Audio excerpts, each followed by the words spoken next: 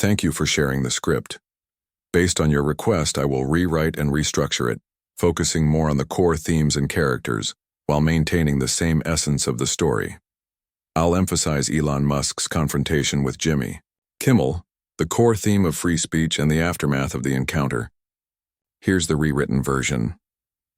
On what was supposed to be a typical Thursday night in Los Angeles, a casual exchange on Jimmy Kimmel Live unexpectedly turned into a national moment. The audience had settled in, the laughter from Jimmy's monologue still echoing through the room.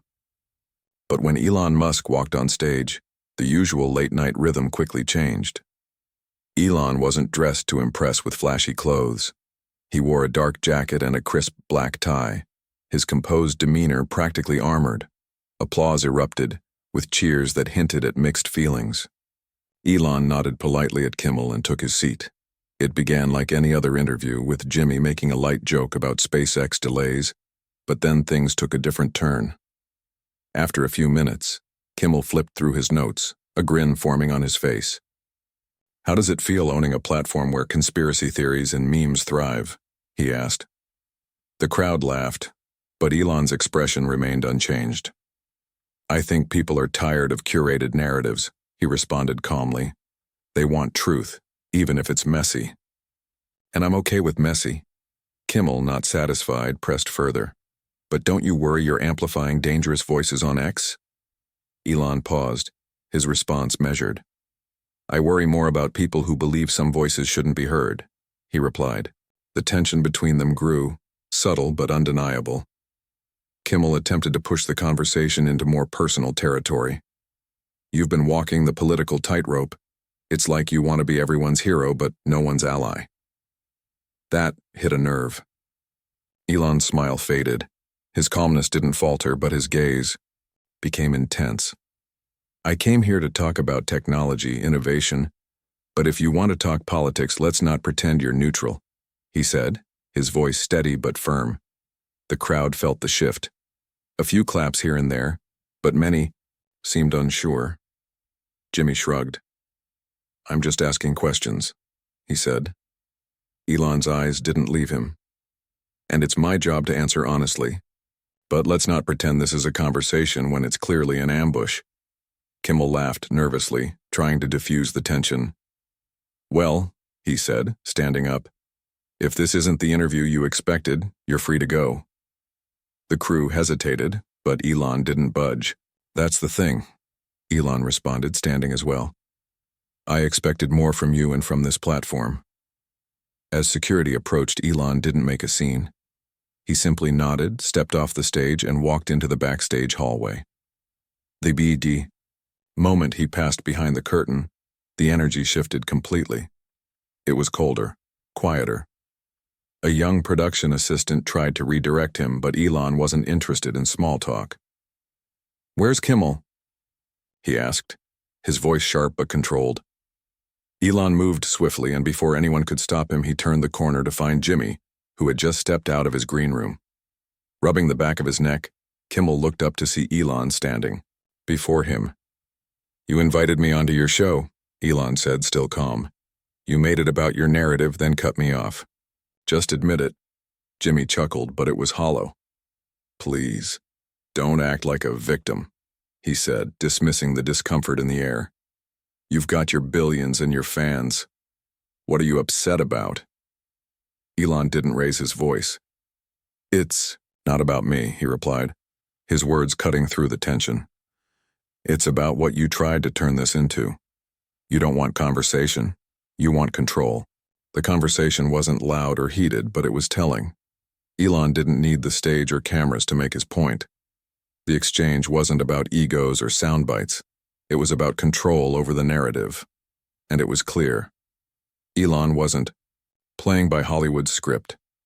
Later that night, raw footage of the backstage encounter appeared online, unfiltered and real.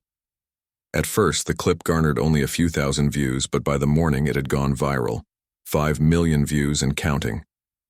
Headlines began to clash. Elon melts down versus Elon sparks free speech debate. But those who watched the original clip saw something different.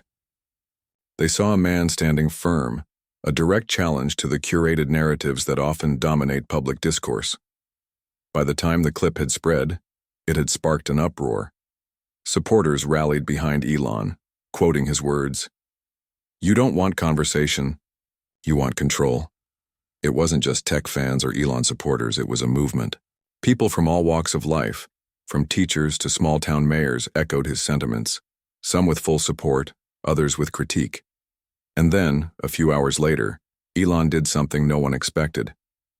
Instead of staying silent or issuing a statement, he went live, no setup, no flashy promotions, just a raw, unfiltered stream. 900,000 people tuned in within the first 5 minutes. Sitting in a plain chair in front of a simple bookshelf, Elon looked straight into the camera and addressed the people directly. "I don't care that Jimmy didn't like my answers," he said, his voice steady. "I care that he never wanted them, in the first place." The real surprise came when Elon introduced guests. Jenna Aoki, a journalist blacklisted for reporting on lab leak theories, Christopher Darnell, a software developer who lost contracts over AI censorship, and Dr. Lionel Rivera, a former policy advisor who had warned about digital censorship long before it became a mainstream concern. These were the voices that had been silenced, marginalized, or ignored, and they were speaking directly to the audience uninterrupted. As the live stream continued, the internet exploded with reactions. But more than just a reaction to Elon Musk, this was a new kind of public discourse. It wasn't polished or filtered. It was messy, but it was real. Elon's call for free speech and real conversation wasn't just a critique of media. It was a challenge to the entire system. It was a question of whether people would continue to let others control the narrative or if they would speak for themselves. Hollywood and the media tried to push back, but the momentum was already building. People weren't just reacting to the stream, they were speaking up, sharing their own stories of being silenced or filtered. The conversation was no longer just about Elon, it was about the larger issue of free speech and the power of media to shape what we're allowed to hear. In the days that followed, the ripple effect was undeniable. Independent voices were rising. Platforms like Open Frame, the new platform Musk had quietly launched, saw rapid growth. No filters, no censorship, just real conversation happening between real people. The entertainment industry, meanwhile, struggled to regain control. Jimmy Kimmel's show saw its lowest ratings in years, with advertisers pulling out, and the typical rhythm of late-night TV starting to feel hollow. The damage was done. Elon Musk had cracked the facade, showing millions what real, unfiltered conversation looked like. And in doing so, he set off a shift that no one saw coming. One that was about more than just him. It was about the world changing, conversation by conversation. Elon Musk's quiet but powerful stand had ignited something bigger than just a debate. It was a movement toward reclaiming the microphone, questioning the filters, and demanding authenticity. And as people around the world continued to share their stories, one thing became clear. When someone tries to silence you, speak louder. Not with anger, but with truth. This version keeps the essence and themes of the original script, but condenses and refines it to maintain focus on the core message. It highlights Elon Musk's calm response to Kimmel's questioning, the tension over free speech, and the resulting shift in how people engage with media and conversation.